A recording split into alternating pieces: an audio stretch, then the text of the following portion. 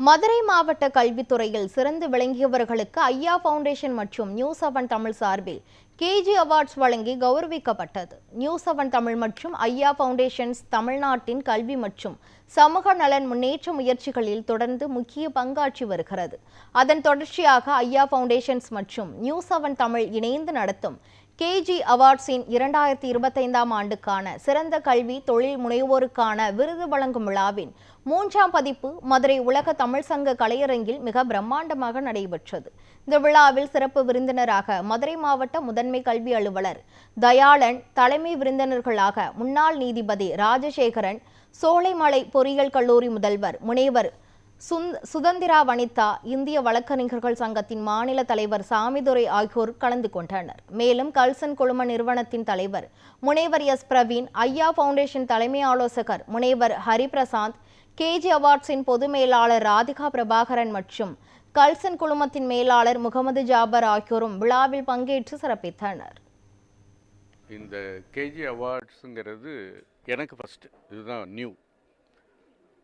எங்கள் ஃபீல்டில் பொறுத்த மட்டும் நாங்கள் ஜுடிஷியரியில் நாங்கள் உங்களுக்கு தெரியும் ஜுடிஷியரி என்ன வேலை பார்க்குதுன்ட்டு. இப்போ இங்கே வந்து இந்த பப்ளிக்கில் பார்த்தப்போ ஐ ஸ்டண்ட் மை செல்ஃப். அப்படியே ஒன்றும் புரியல.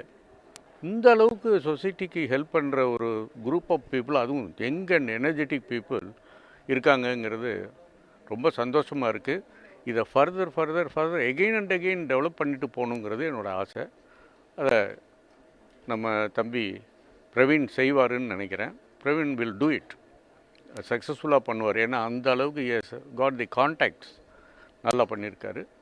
அதுக்கு நான் அப்ரிஷியேட் பண்ணணும். உங்கள் டிவி கூட இதில் ஹெல்ப் பண்ணியிருக்காங்கன்னு நினைக்கிறேன். நீங்கள் இன்னும் இதை இது பண்ணுங்கள், மொபைலைஸ் பண்ணுங்கள்.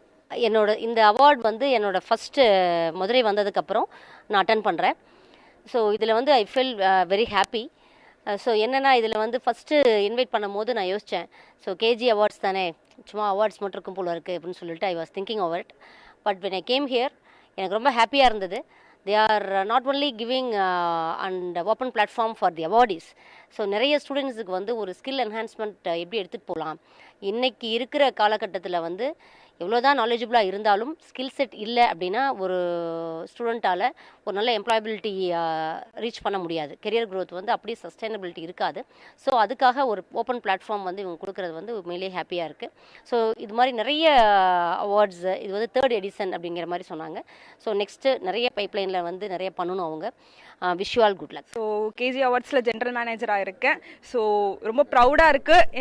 எங்களோட ஸ்டாஃப்ஸ் எல்லாருமே இந்த அளவுக்கு கோஆர்டினேட்டடாக, இந்த அளவுக்கு சப்போர்ட்டிவாக எடுத்து இந்த அவார்டை இவ்வளோ தூரத்துக்கு அச்சீவ் பண்ணுது. இட்ஸ் நாட் சென்னையில் இருந்து நாங்கள் இங்கே வந்து பண்ணுது.